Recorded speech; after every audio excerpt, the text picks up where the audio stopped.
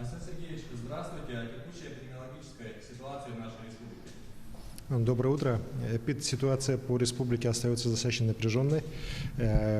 У нас за последние сутки 91 новый случай. Это очень много, это максимум за последние 2 недели. Но при этом, если по городу Якутску 70 новых случаев, это почти вот как позавчера.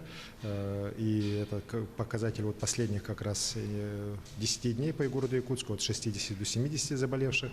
То вот по районам республики у нас 21 новый случай. Из них 4 случая в Намском, Мегино-Кангаласском, Усть-Алданском районах, и в ряде районов вот единичные случаи. Это говорит о том, что все-таки болезнь у нас сегодня по ряду районов появилась, и она распространяется.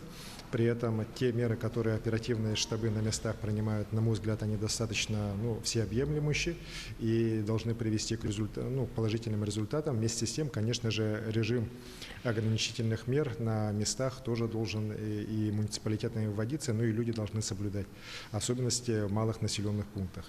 Вот по салбанцам нам удалось на сегодняшний день ситуацию полностью взять под контроль. Болезнь локализована, осталось несколько больных. За последние 10 с лишним дней уже ни одного больного нового не зафиксировано, поэтому по представлению главного санитарного врача я принял решение, и сегодня выйдет указ об отмене режима карантина по селу Салбанцы Намского улуса. Считаю также, что сегодня необходимо очень серьезно всем жителям республики, конечно, посмотреть на соблюдение ограничительных мер не только с точки зрения ношения маски, что само по себе обязательно, да, но просто по соблюдению элементарных гигиенических требований. То есть постоянно мыть руки, обрабатывать руки антисептиком, пользование посудой и так далее. Вот это все должно быть очень четко все-таки выдержано. Потому что, к сожалению, к большому сожалению, на сегодняшний день могу сказать, что порядка 60 с лишним процентов заболевших – это внутрисемейные контакты. Это родители, дети. И вот как раз внутрисемейные контакты, которые происходят, они приводят к тому, что заражаются. Причем заражаются вот не только дети и родители, например, но и взрослое наше пожилое уже население, дедушки, бабушки. Есть семьи, в которых по 7-8 человек вот сейчас заболевших. Вот это, еще раз говорю, говорит о том числе и несоблюдении тех правил, которые люди должны, санитарно, которые должны соблюдать дома. Поэтому я прошу жителей республики, особенности в тех районах, где у нас напряженная эпидситуация, вот эти меры необходимо все очень четко выдерживать.